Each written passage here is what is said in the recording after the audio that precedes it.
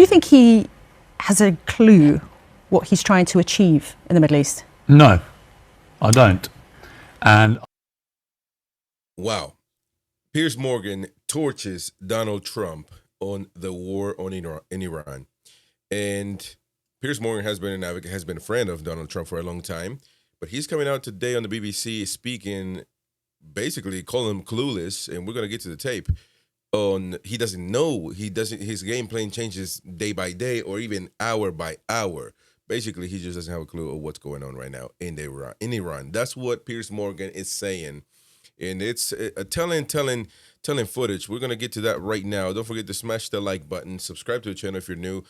Another basically political reactor commentator here with Veteran Uncensored. Really neutral, as neutral as I can be. I'm not partisan to any party, although I am a conservative. But regardless, a veteran. So thank you very much for subscribing.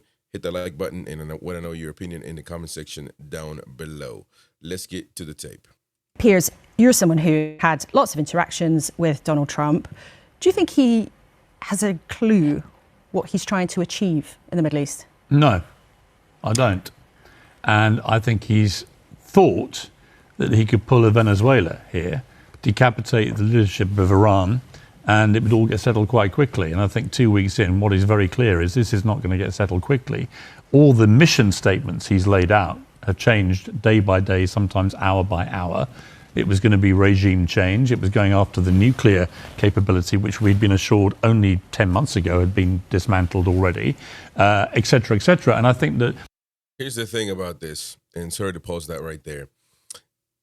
We bought the idea that Iran, well, first of all, I did. I was very, not pro-war. I've never been pro-war, actually. As a military member, you don't want to go to war. Now, you sign up for it, but you want your leaders to make the right decisions so you don't go out there and get killed. Of course, that is a possibility. It's something that can happen if you join the military. You know that. And but nobody wants to join a war. Nobody wants to go to war. Nobody does. I mean, I was deployed in South Korea, and Trump was there, and I praised him many times over and over because he actually ended that conflict. Well, as much as he can. The conflict never ends, but it sleeps. It's dormant. And I praised him on that particular case. I think he did a great job. And the tensions were high at the time when I was in South Korea with North Korea. And he did a great job. There was a clear plan. But what is happening now is the biggest question. I trusted that he truly believes that Iran wanted or had the capabilities of having a nuclear weapon within weeks, they call it. They said within weeks. You have to trust that.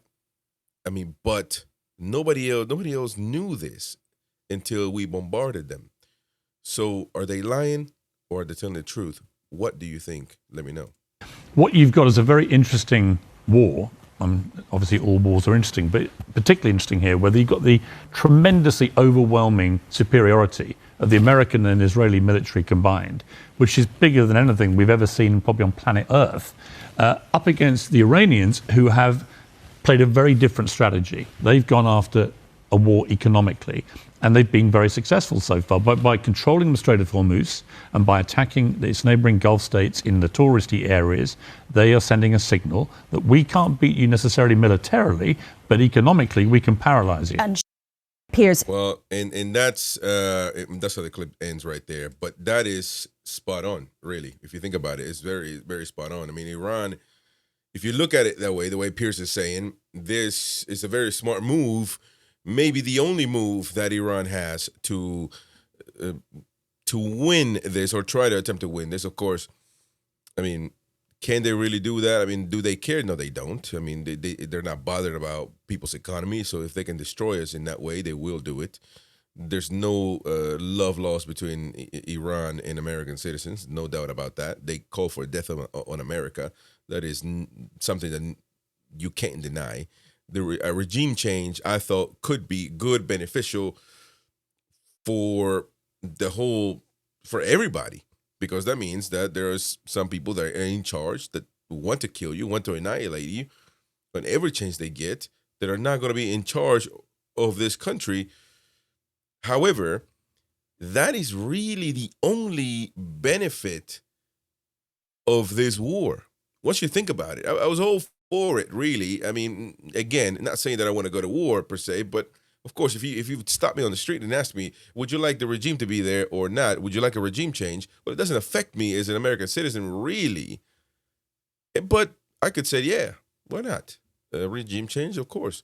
Everybody should be free. Those people are not free to live their lives. They're not free to choose their leadership. They're not free to, to live a normal life like we do in America. But I am America first on everything. And I wasn't born here. I was born in Peru, but I came here and I joined the military because I wanted to be in this country, and I love this country. It's the greatest country on earth. I'm never leaving this country. And I am America first on everything. But this war was a little bit different. Why did we even go there is the biggest question. And I'm trying to be as neutral, as central as I can. I don't have a bias or a narrative on each side. And that's the worst part about it, by the way, because you see the MAGA people going against the Democrats and even going against their own conservative counterparts because some don't want to join this war. One thing is very clear. These people make all the money in the world anyway. There's rich people here in the MAGA side of things that are pundits, rich people, conservatives that are pundits as well, going at each other. Democrats are rich people. They're all really, a lot of them doing it for clicks and viewership. Of course, that's their job. They get to do that. But at the end of the day, who's talking about the actual American, the actual person that has to fill their half a tank in their car now for $40? And that's here in the rural America, in Missouri. $40 to $50 for half a tank on a regular SUV. That is an atrocity. Almost $80, $70 to fill up a car right now is looking pretty grim. And the Iranians, like Piers Morgan said, know exactly what they're doing when it comes to that. Now, whether that's going to be sustainable for them to keep up with America, then time will tell. Trump has said that if they close the Hormuz entrance there, that he would annihilate them and bring power like they've never seen before. I mean, what are we talking about here? I just want to be clear on what we're doing and having America's best interest. Because really, the biggest country, and I'm not an anti-Semite, because I'm going to get the people calling me out for it, of course. As a Christian, you can't hate anybody. It's just as simple as that. You just can't. Hate in Christians just can't. You're not practicing Christian as a Christian if you hate other people. But the only country here that benefits from all of this is Israel. That's the bottom line from it. The biggest benefit, of course. Of course, there's going to be secondary benefits to everybody else. Nobody wants to be in a regime or have a regime in the world that wants to kill you, annihilate you. Nobody wants that. But a lot of soldiers have died already. I think 17 now, if I'm counting correctly. That's a lot of people. And of course, in the great scheme of things, yeah, it's not. But you go and tell their family members that. Looking at the stories, I'm going to have to, and everybody needs to ask themselves this question, was this worth it? Because, of course, you signed up to the military, and this can happen to you, of course.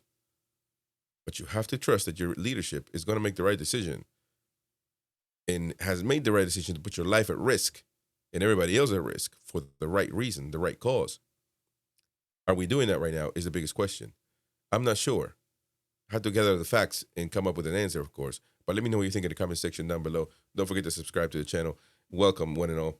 And yeah, I appreciate you very much. Smash that like button and comment. I want to read you and interact with what you have to say. See you soon. Take care, and God bless.